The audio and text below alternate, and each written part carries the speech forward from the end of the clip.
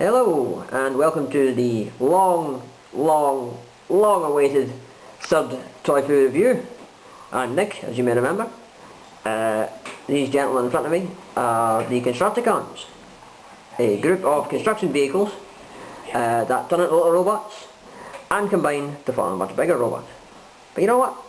I don't want to talk about them. I want to talk about these guys.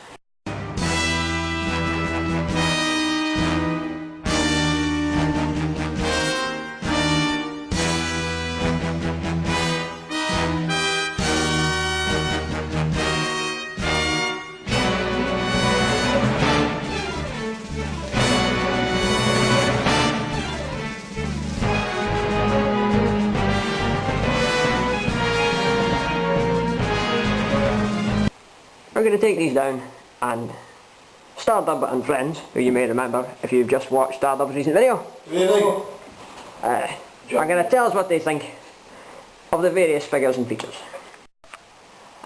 Ralph here, Mr. Stardub, is helpfully holding the classic, original 80s Devastator. I shouldn't really say classic, it was originally released in the Diaclone line in 1980 in a menagerie of different colours.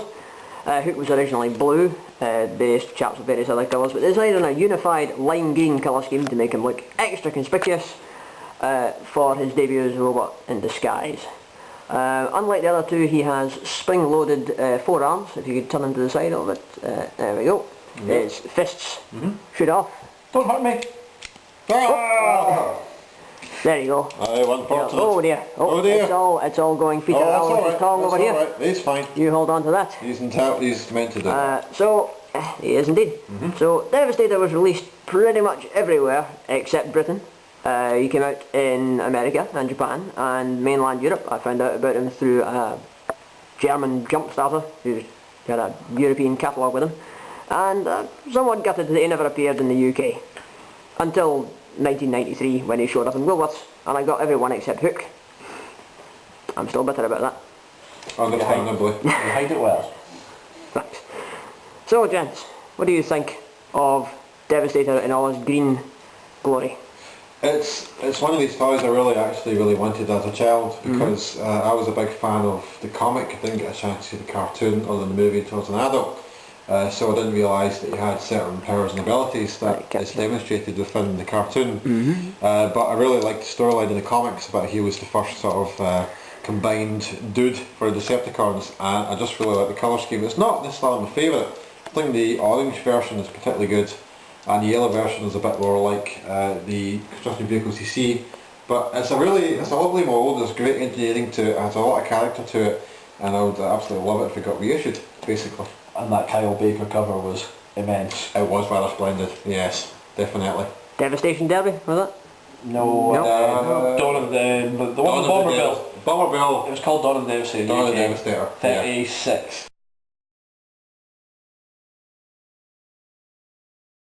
Yeah, good stuff. That's the one. Can't argue with that. Well, let's see, fast forward 9 years, I think, 1985 to 94. Generation 2 is in full swing. They decide to re-release the Constructicons. The wide release, which came out everywhere, including Britain for a change, although for some reason in Britain they stripped the combiner parts out, so giving us a full set of Constructicons that couldn't merge.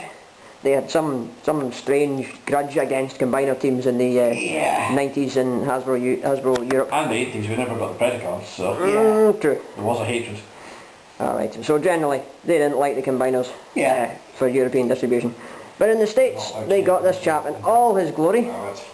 But if you were fortunate enough to have a KB Toys near you, you could get him in these crazy colours. This is I like to affectionately call him the glorious 12th variant. That will only be relevant to those of you in Glasgow, and it's only in jest, I assure you. However, it is absolutely splendid. If you saw it on a construction site, you would think you're in the middle of some kind of village people video recreation. But, by God, look at this. It's bright orange. How could that not strike terror in the hearts of mere humans? It's a robot that's not inclined to colour clash while marauding through your town. Indeed. Well, this is the walk of dubious distinction. I've never seen such orange all in one place. That's true. It's even worth mentioning that the purple on G2 Devastator, both yellow and orange, is actually slightly brighter than the more... It's true.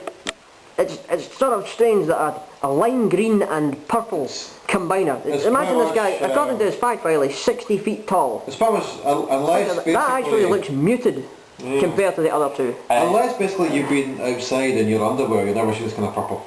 G2 dresses to impress, that's all I'm saying. Right, here we see the Constructicons in vehicle mode. A variety of fairly standard construction vehicles, the ones you would expect to see building a house, not necessarily in lime green. No, perhaps not building a house, obviously, perhaps demolishing one, or preparing the land, or, you know, something.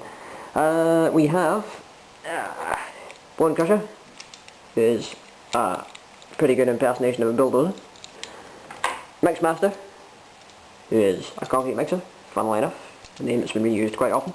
Mixmaster has a launcher in his head to fire a crazy two-pointed missile for some reason. He's the only one with a built-in launcher, so privileged. Long Haul is a dump truck, as you can see. Scrapper, the leader of the Constructicons apparently, is a steam shovel. This canopy on top is very often missing, so keep an eye out for that if you're looking for one. Scavenger is quite fun. He's a digger, as you can see. Got a nicely articulated arm, stroke tail. And Hook, other leader of the Constructicons, depending on which Sunbow episode you're watching. He has a fully articulated crane. He's a crane truck, as I should have mentioned. It extends. He's got a big shiny hook. And that's him. And we've got the orange set here, the glorious 12th edition. No offence. These sure. Player 3 colours possibly, even since player 2 colours are down here. You'll be getting a bit more attention later. These guys able to demonstrate the advantage the Constructicons had over their 1980 peers, the train bots, which came out around the same time in Diaclone. These guys have fully integrated combiner parts. You can see that instead of the fists you can load missiles into the forearms that the Bone Crusher and Scavenger carry. For some reason only Hook, Scavenger and Mixmaster can mount their little handguns on the tops of their vehicle modes. It's a personal design choice, whatever, their idea. So Hook gets a big extra cannon attached to the head, which mounts between the two halves of the truck mode. Long Haul gets the pelvis with a pair of big cannons on it that sort of sit astride the back of the truck. Mixmaster, not really related to his shush.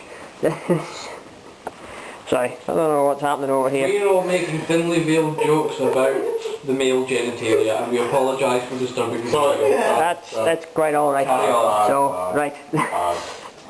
Mixmaster gets a big cannon. He gets a big missile. He gets another big missile and a small gun.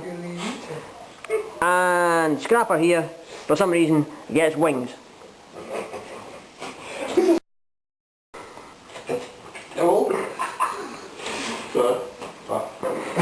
So, yes. They make a certain amount of sense, except for Scrapper. I'm not sure if a flying steam shovel really makes sense, although I suppose on the battlefield it is fairly intimidating.